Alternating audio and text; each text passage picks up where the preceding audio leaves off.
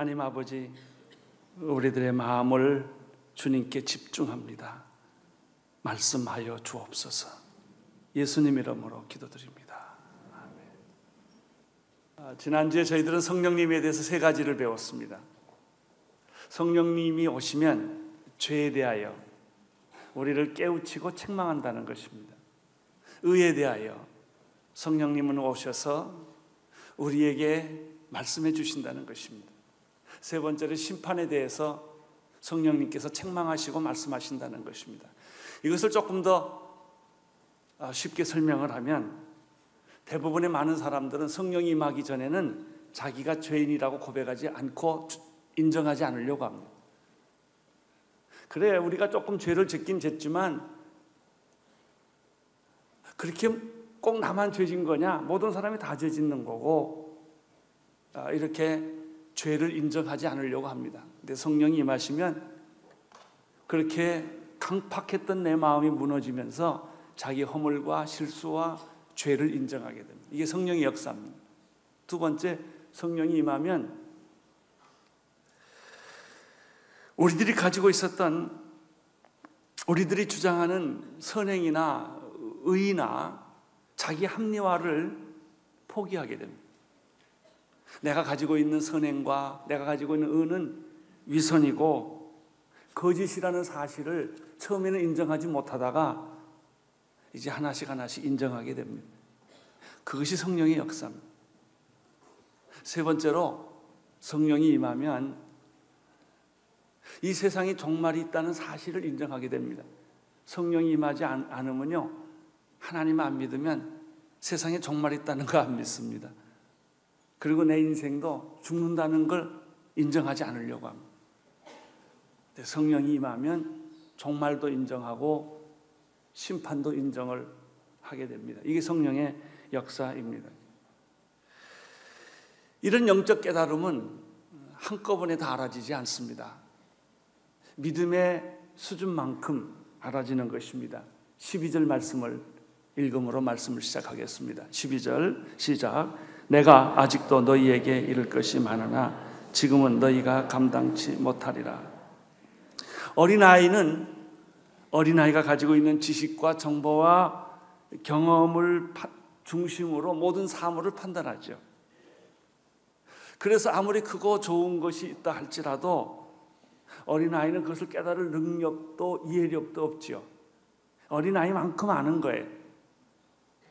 근데 이 어린아이가 이제 학교를 가고 세상을 경험하고 이제 성숙해질수록 그의 판단력과 그의 통찰력과 그의 이해력은 커지게 되는 것이죠. 여러분, 처음부터 우리가 하나님 다 알 수 없어요. 처음부터 우리가 믿음의 세계에 아무리 들어간다고 해서 다 갑자기 알아지는 게 아니에요. 그래서 예수님께서 말씀하셨어요. 내가 너한테 할 말은 굉장히 많은데 알아듣는 능력이 없구나. 너희들이 감당을 못하는구나 라고 말씀을 하신 것이죠. 예수님께서 말씀하시고자 하는 것은 성령님에 대해서 말씀을 많이 하고 싶은데, 영적 그 진리들을 가르쳐드리고 싶은데 예수님의 제자들도 이것을 알아듣는 능력이 없었다는 거예요. 그래서 예수님께서 그분이 내가 떠나가는 것이 유익인데, 그러면 내가 떠나가야만 성령님이 오시고 성령님이 떠나가는 것은 너희들에게 축복이다. 내가 떠나가는 것, 내가 죽는 것에 대해서 그렇게 슬퍼하지 말라. 이것은 축복이다. 내가 떠나가면 성령님이 오신다. 성령님이 오시면 죄에 대해서 성령께서 책망을 하시고 깨닫게 해줄 것이다. 그래서 내 영안을 열려주고 내 마음을 열어주셔서 그 영적인 비밀을 알게 해줄 것이다. 죄에 대하여 성령님이 가르쳐 주십니다. 여러분의 양심과 여러분의 이성으로는 여러분의 죄를 깨닫지도 인정하지도 않습니다. 자꾸 우리는 변명하려고 합니다. 자기가 죄에 있다는 것을 동의하지 않으려고 합니다. 근데 성령이 임하면 그것이 동의를 합니다. 인정을 합니다. 나중에 눈물 펑펑 쏟으면서 하나님 미안합니다. 정말 나는 구원받을 없는 그런 죄인이군요 라고 고백을 합니다. 역사에 성령이 임하면 내가 가지고 있는 의가 선이고 내가 행한 선행이 다 포장된 거라는 사실을 처음에는 인정하지 않다가 성령이 임하면 인정하게 되는 것입니다. 또 심판과 종말에 대해서도 성령이 임하면 오시는 것입니다. 그런데 예수님은 말씀하십니다. 이것만 가지고도 다 부족하다는 거예요. 더 많은 것을 얘기를 하고 싶은데 지금은 너희들이 감당하지 못할 것이다. 13절 읽어주십시오. 13절 시작. 그러나 진리의 성령이 오시면 그가 너희를 모든 진리 가운데로 인도하시리니 그가 자의로 말하지 않고 오직 듣는 것을 말하시며 장래 일을 너희에게 알리시리라. 오늘 말씀은 좀 더 깊은, 좀 더 큰 성령의 역사에 대해서 세 가지를 더 오늘 말씀하고 계십니다. 그것은 무엇입니까? 성령님은 진리의 성령이라는 것입니다. 우리들이 보통 성령님을 바람 같은 성령님이라고 말하고요, 불 같은 성령님이라고 말하고 비둘기 같은 성령님이라고 말을 합니다. 그런데 오늘 말씀에서는 그 성령님의 본질을 하나 꿰뚫어 주셨는데 진리의 성령님이시다라는 것입니다. 진리의 성령님이란 그러면 어떤 말입니까? 그것은 영원히 변하지 않는 하나님의 말씀인, 하나님의 진리인 이 말씀으로 만들어진 말씀인 성령이란 뜻입니다. 진리의 성령이라는 것은 대부분의 많은 사람들이 성령님에 대해서 오해를 하고 있습니다. 그건 뭐냐면 성령님이란 어떤 새로운 계시요, 하나님의 음성이요, 하나님의 어떤 지시라고 생각을 합니다. 어떤 영적인 경험이라고 생각합니다. 그래서 성령을 받고 바람처럼 불처럼 비둘기처럼 어떤 현상, 어떤 체험이 성령이라고 생각합니다. 근데 우리들이 성령이라고 오해하는 것 중에 하나가 성령님이 인격이라는 부분을 그래서 오해를 합니다. 가장 중요한 것은 성령님은 어떤 그런 체험적인 요소보다는 인격적인 요소가 훨씬 중요한데 그 부분에 대해서는 우리가 깊이 생각을 못하기 때문에 성령 받은 사람들은 능력은 있으나 인격적으로 문제가 많아요. 능력은 많이 행해요. 그러나 성령님이 인격이라는 사실을 우리가 덜 강조하기 때문에 그 인격적인 성령에 대해서는 우리가 굉장히 좀 무식하고 둔하다는 것이죠. 더 중요한 것은 이 성령님은 진리라고 하는 것입니다. 진리의 성령이에요. 여기서 진리라고 하는 것은 변하지 않는 절대 가치예요. 여러분, 이 세상에서 변하지 않는 절대 가치는 뭐예요? 하나님의 말씀 하나밖에 없어요.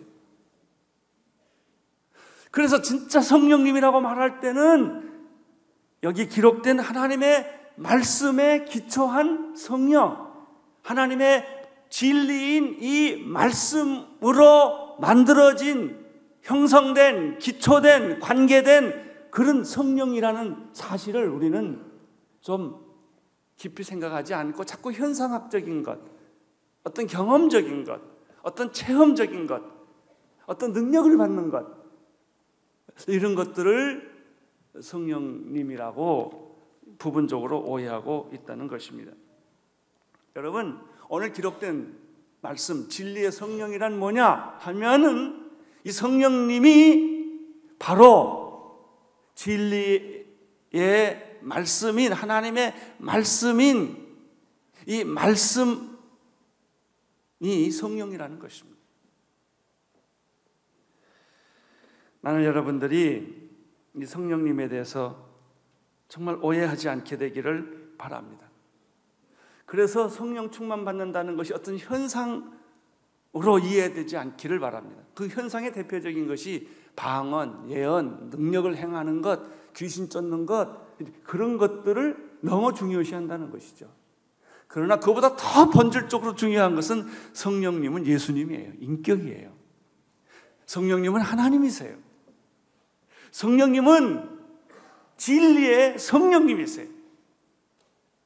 이 진리의 성령님이 성령의 본질이라는 것입니다. 두 번째입니다. 오늘 여기서 우리에게 보여주시는 말씀, 그러면 진리의 성령님이 오실 텐데, 성령님이 오신다는 말은 감정의 성령님이 오신다거나 환상과 어떤 현상의 성령님이 오신다는 게 아니고 진리의 성령, 하나님의 말씀에 기초한 인격이 우리 안에 들어온다는 그런 얘기입니다. 나는 그런 성령님이 여러분에게 충만하기를 바랍니다. 성령님이 임하면 여러분의 인격이 변하기를 바라고, 성령님이 임할 때 진리가 여러분의 충만하게 되기를 축원하는 것입니다. 이게 성령님이세요. 그 진리의 성령님이 오시면, 그 진리의 성령님은 정관사가 붙어. 이게 바로 그 말씀이신 성령님이세요. 그 진리의 성령님이 오시면 세 가지 역할을 한다는 것입니다. 죄에 대하여, 의에 대하여, 심판에 대해 성령님께서 책망하시고 깨우친다는 말씀과 더불어 오늘 말씀은 진리의 성령님이 우리에게 오시면 세 가지 사실이 깨닫게 된다는 사실입니다. 나는 이 세 가지 사실을 통해서 여러분이 성령님에 대한 지식과 성령님에 대한 이해와 성령님에 대한 깨달음이 더 많아지기를 축원합니다. 자, 첫째, 그것은 무엇입니까? 13절의 말씀을 다시 보겠습니다. 시작. 그러하나 진리의 성령이 오시면 그가 너희를 모든 진리 가운데로 인도하시리니 그가 자의로 말하지 않고 오직 듣는 것을 말하시며 장래 일을 너희에게 알리시리라. 세 가지가 있어요, 이 13절 안에. 첫째, 진리의 성령이 오시면, 말씀이신 성령이 오시면 우리를 모든 진리 가운데로 그 진리의 성령이 인도해 준다는 거예요. 두 번째, 그 진리의 성령이 오실 때 이 진리의 성령님이 우리에게 말씀하시는 것은 자의로, 자기 스스로 말하는 것이 아니라 성령님께서는 본인이, 그분이 들으신 것을 우리에게 말씀해 주신다는 거예요. 세 번째, 이 성령님이 오시면, 진리의 성령님이 오시면 과거나 현재만 말하지 않고 앞으로 일어날 장래 일에 대해서도 성령님께서 가르쳐 주신다는 말씀입니다. 자, 첫 번째 말씀을 좀 생각해 보겠습니다. 진리의 성령이 오시면 우리를 모든 진리 가운데로 인도해 주신다는 말은 무엇입니까? 여러분, 우리가 세상을 살아갈 때 무엇이 옳고 그른가는 이 가치 기준이 있습니다. 이 가치 기준은 시대에 따라서, 사상에 따라서, 문화의 배경에 따라서 그 가치 기준과 원리가 변하기도 하고 달라지기도 합니다. 만약 이렇게 계속 변한다면 변하지 않는 영원한 기준은 무엇이겠습니까? 진리의 성령이 오시면 우리를 영원히 변하지 않는 기준으로 우리를 인도한다는 거예요. 우리는 개인의 편차, 개인의 사고방식, 체질, 개인의 취향에 따라서 다 생각하는 게 달라요. 어떤 사물을 볼 때 이 사람은 좋다고 말하고 저 사람은 나쁘다고 말하고 다 달라요. 그렇게 다 다른다면 무엇이 진리겠습니까?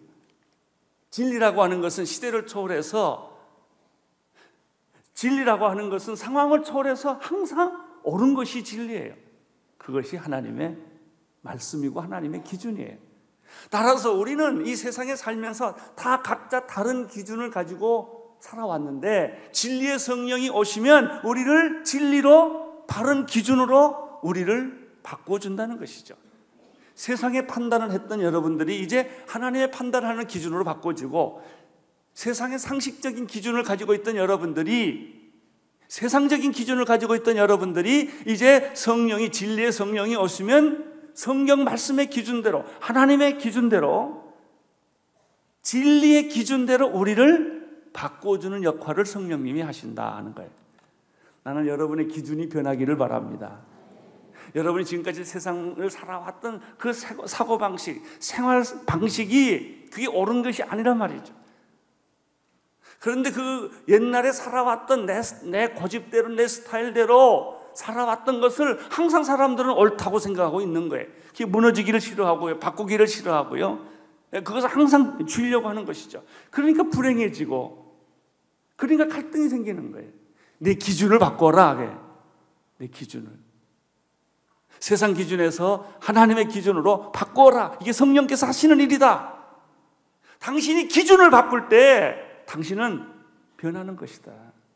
진리의 성령이 오시면 당신을 모든 진리로 잘못된 것을 바꾸어서, 구부러진 것을 바꾸어서, 부족한 것을 바꾸어서, 고장난 것을 다 바꾸어서 하나님께서 완전한 진리 가운데로 우리의 삶을 인도해 주시는 분이 성령님이시다. 할렐루야. 이분이 성령님이세요. 성령님을 이렇게 이해하셔야 돼. 두 번째, 성령님이 임하시면 어떤 일이 생기느냐 하면은 예수님이 높아지십니다. 성령님의 특징은 성령 받은 사람은 예수님을 높이고 예수님에게 초점을 모으고 예수님에게 모든 집중한다는 것이 관심을. 이게 성령의 역사예요. 예수를 처음 믿을 때 부딪히는 두 가지 갈등이 있어요. 예수님에 대해서. 첫째는 예수님이 어떻게 인간이면서 동시에 하나님의 아들인가라고 하는 그 질문이 잘 안 풀려요. 아니, 인간이면 인간이고 하나님은 하나님이지 어떻게 인간이면서 하나님이냐. 이게 우리 인간의 경험으로는 이해가 안 되는 거예요. 또 하나, 어떻게 하나님이 예수님이고 예수님이 성령님이냐. 이 삼위일체가 이론으로는 이해가 되는데 이 마음으로는 이해가 안 되는 거예요. 이게 말로는 이해되는데, 그런데 성령이 임하면 그게 이해가 됩니다. 예수님이 하나님이시고 인간이시다라는 말이 이해가 됩니다. 두 번째, 예수님이 하나님이시고 예수님이 성령님이라는 말씀이 성령이 오셔야 이해가 됩니다. 인간의 합리적인 이성의 시스템, 체계를 가지고서는 이 말이 이해가 되지 않지만 성령이 오셔서 하는 일은 첫째, 우리를 잘못된 가치관과 기준과 판단에서부터 진리 가운데로 옮겨주는 역할을 성령께서 하시는 것이고, 두 번째는 우리로 하여금 예수 그리스도가 하나님의 아들이시고 예수 그리스도가 삼위일체 하나님이라는 사실을 성령이 임할 때 가르쳐 준다는 거예요. 그 13절 그 중반절에 있는 표현을 한번 같이 읽겠습니다. 그가 자의로 말하지 않고 듣는 것을 말하는 자라는 말씀이 있습니다. 성령님은 철저하게 예수님을 보여줍니다. 예수님을 가르쳐주고 예수님을 전해주고 예수님이 하신 말을 그대로 전해주시는 분이 성령님이라는 것입니다. 나는 오늘 여러분들이 성령을 받으셔서 예수님에 대해서 눈뜨기를 축원합니다. 예수님 보통 인간이라고 하는 건 누구든지 아는 거예요. 인간 예수는 누구든지 아는 거예요. 하나님의 아들 예수를 모르는 거예요. 그 성령이 임해야 아는 것입니다. 예수님이 십자가에 못 박혀 죽었다는 사실은 누구든지 아는 거예요. 부활했다는 것은 성령 받아야만 알아요. 이게 성령의 역사입니다. 세 번째입니다. 성령이 임하면 과거나 현재만 말씀하시는 것이 아니라 성령이 임하면 장래 일을 알려준다는 것입니다. 이게 성령 받은 사람의 특징이 미래를 압니다. 미래를 알기 때문에 미래에 대해서 불안한 마음이 없어져요. 이게 특징입니다. 성령이 오시면 예언적 의미가 있습니다. 그래서 진리의 성령이 임하시면 예수님을 알게 되죠. 진리의 성령님이 오시면 우리를 진리 가운데로 인도하시죠. 기준을 바꿔주시는 것이죠. 성령님 임하면 미래가 보입니다. 여러분의 미래가 보입니다. 그래서 미래에 대해서 굉장히 긍정적인 마음을 갖게 합니다. 이것을 가리켜 비전이라고 말합니다. 이것을 가리켜 환상이라고 말합니다. 비전과 꿈이 있는 사람에게는 항상 미래가 있어요. 병들어도 슬퍼하지 않아요. 실패해도 슬퍼하지 않아요. 망해도 슬퍼하지 않아요. 미래가 보이니까. 할렐루야. 이게 성령님의 역사예요.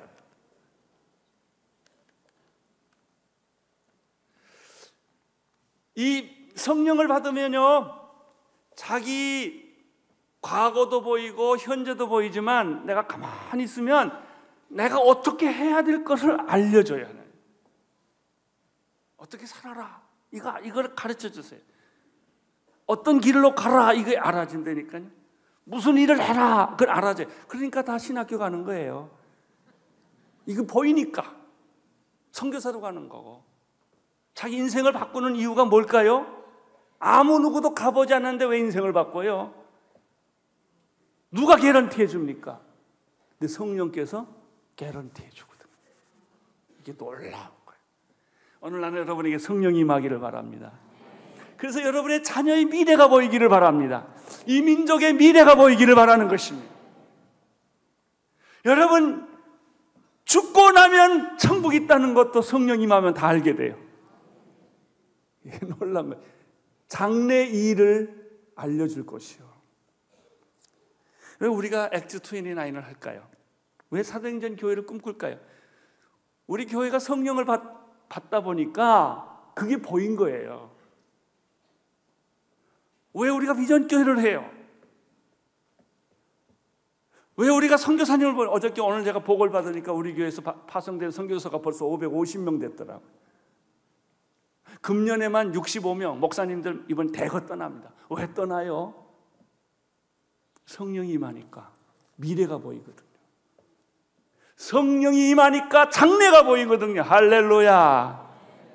여러분, 미래가 보이면 못 보니까 못 가지, 보면 갑니다. 미래가 보이면 현재 불행은 의미가 없어요. 이게 성령의 역사예요. 성령이 임하면, 성령님이 임하시면 우리의 잘못된 기준을 다 바꾸어서 온전한 진리 가운데로 우리를 인도해 주시고, 성령이 임하면 예수님이 드러나서 잘 보이고, 성령님이 임하면 미래가 보인다, 이런 얘기예요. 그런데 이 좋은 성령님을 안 받고 뭐 하세요? 왜 이렇게 방황하세요? 내일 무슨 일이 일어날지 몰라서 왜 이렇게 전전긍긍하세요? 왜 그렇게 초라해졌어요? 왜 그렇게 비참해졌어요? 왜 그렇게 마음의 문을 닫고 절망 속에서 자살만 꿈꾸세요? 성령님이 여러분에게 임하기를 축원합니다. 미래가 보입니다. 예수님이 보입니다. 잘못된 기준을 다 바꿀 수가 있습니다. 할렐루야. 그러니까 성령님이 임하면 내가 변하지 않을 수가 없는 거예요. 사업에도 목적이 생기고, 자녀 교육에도 목적이 생기고, 내가 사는 것도 목적과 의미가 있고, 얼마나 매일의 삶이 기쁘고 즐겁고 의미 있고 감동적인지 모른단 말이죠. 할렐루야.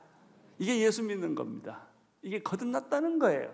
성령이 임하면 죄에 대하여, 의에 대하여, 심판에 대해서 말씀하실 것이고, 성령님이 임하시면 우리의 잘못된 기준을 진리로 우리를 바꾸어 주실 것이고, 성령님이 임하면 보이지 않던 예수님이 보이게 되는 것이고, 성령님이 임하면 보이지 않던 미래가 보이기 시작을 한다. 14절 보시겠습니다. 시작.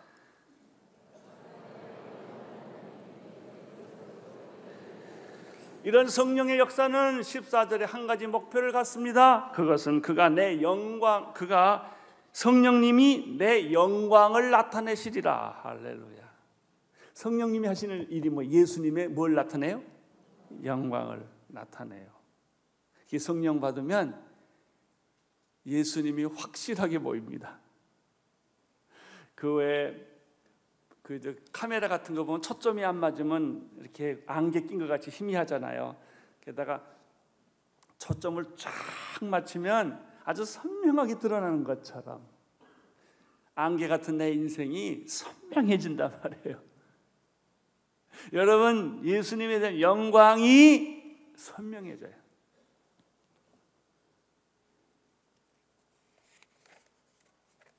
(15절을) 보십시오. 시작.